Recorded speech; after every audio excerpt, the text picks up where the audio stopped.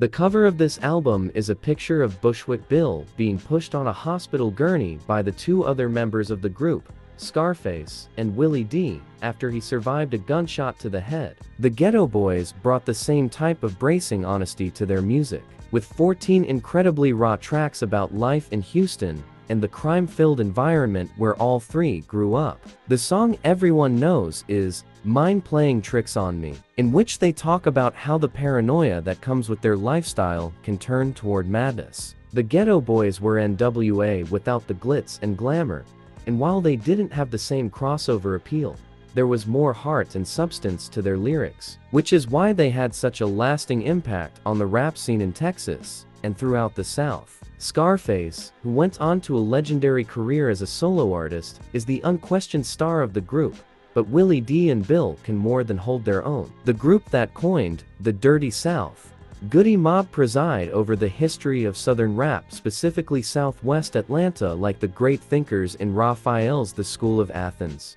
Casually wise, devotedly unresolved. Soul Food, the quartet's debut, may not seem like the most influential work in the genre's history, with its gruff meditations on a life without privilege and a sound design that recalls wooden cuckoo clocks and the bustle around a Thanksgiving dinner. But CeeLo, T-Mo, Big Jip were a mighty counterweight to their funkier label mates. Outkast, as interested in life on the ground as a transfiguration in the sky. There has never been a song like Soul Food's masterpiece, Cell Therapy. Jip raps in the song's fourth and final verse, after disquisitions on Hitler's genocide from Cujo, a devastated vision of a community destroyed by drugs from CeeLo, and a self-incriminating portrait of an addict by T-Mo. When the song appeared in 2016's Moonlight as a theme song for The Grown Black, it marked a hard-won maturation. Goodie Mob's members were in their early 20s when they recorded Soul Food, but even then, they knew something most of us can't. You'll never hear it described as such, but Missy Elliott's solo debut, Supa Dupa Fly, was the seminal visual album of the 90s. Its iconography is inextricable from its source material, immediately identifiable in the vein of Michael Jackson's Thriller and world-building like Janet Jackson's Rhythm Nation 1814. It says something about an artist when their most quintessential representation can be seen 10 seconds into their debut single's music video. Missy, clad in a billowing black bag, as amorphous as her music, the shades covering her face peacock, unfurling into a sort of crown. Her visual album didn't need a 30-minute short film, or even an 11-minute music video. There were no long-form ambitions here, because, if we're being real, that would have just belabored the point. Missy was the future. Way before they were pop stars, Andre 3000 and Big Boy made their debut with an album that helped put Southern rap on the map in 1994. It may not be the best Outkast album, but it's their most grounded. Still teenagers when it was released, Big and Dre were primarily focused on girls, cars, and drugs, though there was still plenty of the social consciousness and musical experimentation they would become known for. This album is the blueprint upon which an entire generation of Atlanta rappers built their style, and it still bangs more than 20 years later. Players Ball would be a hit if it were released today, and Geet Up, Geet Out is just as relevant to kids now as it was to their parents. Hearing Southernplay Alistic is like watching Michael Jordan at UNC. The seeds of greatness were in the soil, even if they hadn't fully bloomed yet.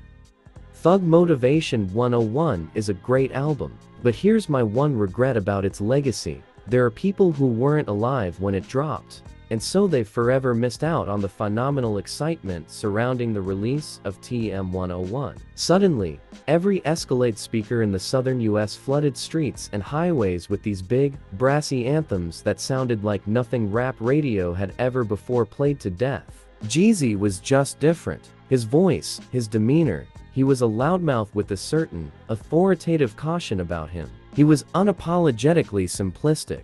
He was also a goddamn genius. T.I. came in the game riffing on a certain traditionalist, East Coast lyrical style, and then Jeezy launched a revolution against it. There are traces of crunk music in TM101, but Jeezy is such a slick talker. His voice is so hoarse, and his perspective so wise that you'd never mistake him for Pastor Troy. Plus, Shawty Red had Jeezy sounding like a 21st century cowboy with 6 marching bands at his back. T.I. rapped on a song called I Can't Quit, and he didn't. And soon, he was a superstar. Trap music brought to a close Clifford Harris brief career as an underdog. A brusque Atlanta firebrand with an underperforming debut, 2001 is I'm Serious behind him, and a chart-topping megawatt career just over the horizon. His first big hits are here, from the swaggering 24s to the absurdly rousing Rubber Band Man, wherein producer David Banner builds an ascending organ riff and children's choir Stairway to Heaven, or at least to the upper half of Billboard's Hot 100. T.I. vs. Tip, meanwhile, is a heated split personality pep talk between the volatile underground hero and the business-minded crossover superstar, each worried one was going to screw it up for the other.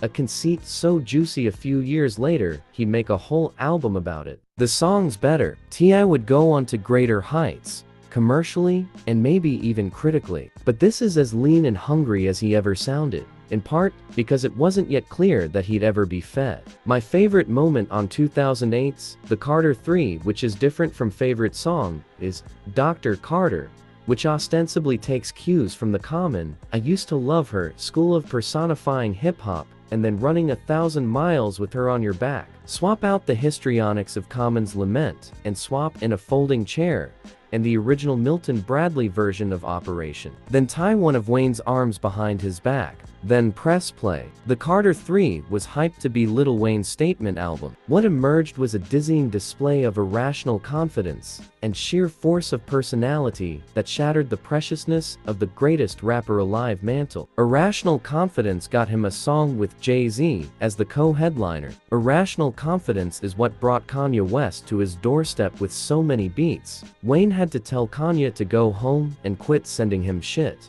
Irrational Confidence is Lollipop, a half-court, fuck rap, I'm the king of pop now heave that landed him a Grammy and bent top 40 radio askew, where it's been left ever since. Irrational Confidence is following that up with A Milli, a siren song, an invitation to your favorite rapper's favorite rapper, and everyone in between to Wayne's domain for a freestyle open run. That just happened to crack the top 10 in the Billboard Hot 100. Irrational Confidence is what turned the fireman into the Human Torch. Wayne knocked the game off its high horse and set an example for the next generation. Genius doesn't have to feel forced. Just press play.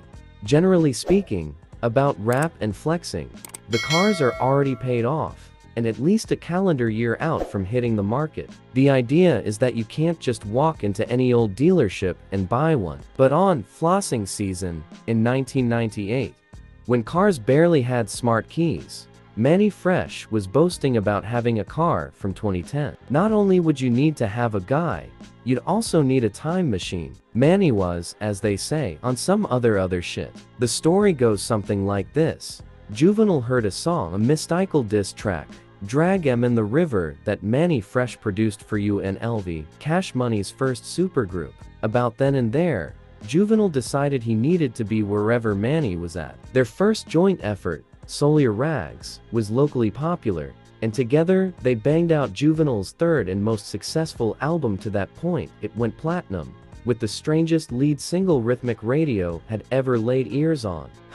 Barely has any rapping on it. It's Juvenile talking at you, with his hands, about how you shouldn't be pushing your luck west of the Pontchartrain Expressway, on Magnolia Street, near the CJ Pete Projects, to be specific, before it was renamed Harmony Oaks. Discussing Ridin' Dirty is always tricky because, you're talking about the very best rap album from what many, though probably nobody from Atlanta, would argue is the greatest southern rap group that's ever been. You're talking about the album where Pimp C, always a master producer, reached a level of production brilliance only a teeny, tiny, itsy, bitsy list of producers have ever reached. A level of production brilliance so gargantuan that he turned the album from an album into a living, breathing thing. A level of production brilliance so perfectly crafted that he made southern rap not only unmistakable, but undeniable. And you're talking about the album where Bun B,